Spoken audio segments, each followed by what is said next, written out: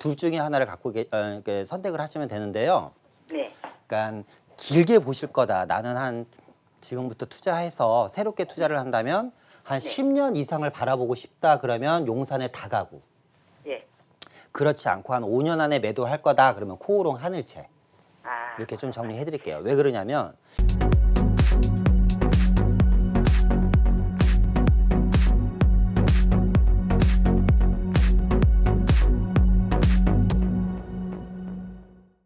정리를 해보면 코오롱 아파트를 보유하고 계신데 전망에 따라서 갈아타기도 좀 고민하고 계신 것 같아요. 네네. 롯데캐슬 주피터랑 원효로 4가의 주택을 말씀해 주셨는데 코오롱 아파트에 지금 거주하고 계신 거예요? 아니요. 지금 다 월세 투자 놓고 목적으로 있어요. 보시는 거예요?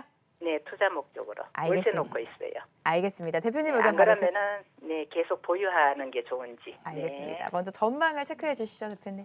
예, 안녕하세요. 네, 안녕하세요. 예, 반갑습니다. 네네. 지금 이제 코오롱 하늘채를 갖고 계시고 그렇죠?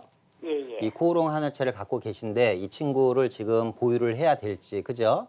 예. 아니면 갈아타는 지금 게 좋은지. 그러니까 쉽게 말하면 용산에 네. 단독이나 다가구 같은 거 그죠? 네. 이걸 구입할까 아니면 서초에 네. 나홀로 아파트를 살까 그죠? 예, 예. 나홀로 아파트를 살까 그죠? 저는 네네. 결론을 좀 말씀드릴게요 그냥. 자, 네네. 코오롱 아파트를 갖고 계시던지 용산에 다가구를 갖고 이제 구입하시던지 둘 중에 하나를 선택을 하시면 되는데요. 네. 그러니까 길게 보실 거다. 나는 한 지금부터 투자해서 새롭게 투자를 한다면 한 네. 10년 이상을 바라보고 싶다. 그러면 용산에 다가구. 예. 그렇지 않고 한 5년 안에 매도할 거다. 그러면 코오롱 하늘채. 아. 이렇게 좀 정리해 드릴게요. 왜 그러냐면 일단 코오롱 하늘채도 괜찮아요. 얘도. 왜냐면 일단은 이 친구 같은 경우는 첫 번째 이 지역에 뭐가 많이 들어오죠? 기업이 많이 들어오죠. 그죠? 네. 그러니까 우리나라의 웬만한 대기업들 연구소들은 다 밀집되어 있잖아요. 여기가. 그죠? 네, 네. 기업이 들어오고 그리고 이제 교통에 대한 호재도 있죠. 교통. 예. 뭐 이제 거리는 좀 있지만 뭐 양재역의 GTX라든가 유리 가천선 같은 경우가 이제 이쪽 이 우면동 쪽으로 빠지면서 이제 교통에 대한 호재도 있고. 그죠? 예. 세 번째는 이 친구가 용적률이 낮아요. 용적률이. 예, 예. 그러니까 재건축에 대한 가능성도 있어요. 재건축. 아. 그런데 재건축에 대한 가능성은 있는데 얘가 문제는 뭐냐면 너무 아직 재건축하기에는 젊어요. 예. 그러니까 뭐 한 80이 넘어야지 예를 들어서 한국 사람으로 따지면 재건축이 가능하다면 얘는 이제 40대야. 그러니까 아직도 예. 많이 남았잖아요. 그죠? 그렇죠. 그러니까 재건축하기에는 너무 젊다 보니까 재건축에 대한 호재는 있지만 이게 반영되려면 앞으로 10년 이상 더 가야지 될 것 같아요. 예. 그러니까 그래서 재건축에 대한 기대감도 있고 기업이 계속해서 들어오고 교통에 대한 호재도 있고 더 중요한 거는 가격이 강남구 치고는 가격이 좀 저렴한 아파트거든요. 이 친구가. 예. 그래서 저는 좀 더 보유해도 괜찮다라고 말씀드리는 거고 그럼 길게 봤을 때는 왜 용산의 다가구 쪽으로 말씀을 드렸냐면 자 예. 부동산이라는 게 우리가 이제 부동산 상품을 이렇게 좀 분해를 해보면 네. 부동산은 건물이 있죠. 그죠? 예. 그리고 토지가 있잖아요. 그죠? 예. 근데 건물이 중요할까요? 토지가 중요할까요? 당연히 토지가 토지. 중요하죠. 네. 그죠? 건물은 쉽게 얘기하면 껍데기예요. 우리가 지금 그 코오롱 하늘채 재건축이 가능하다라는 거는 건물 때문에 하는 게 아니라 코오롱이 깔고 있는 대지 지분이 많기 때문에 그럴 거 아니에요. 그죠? 예. 자, 이 부동산이 이제 종류가 여러 가지가 있는데요. 이제 예를 들어서 단독 주택이 있을 거 아니에요. 주택. 예. 이 주택에는 단독 주택도 있고 다가구 주택도 있고 빌라도 있어요. 그죠? 예. 이런 단독 다가구 다세대 이런 주택을 부셔서 결론 짓는 건 뭐예요? 다시 아파트를 짓잖아요. 그죠?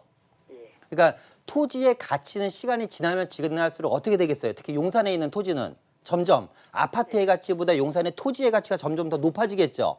예.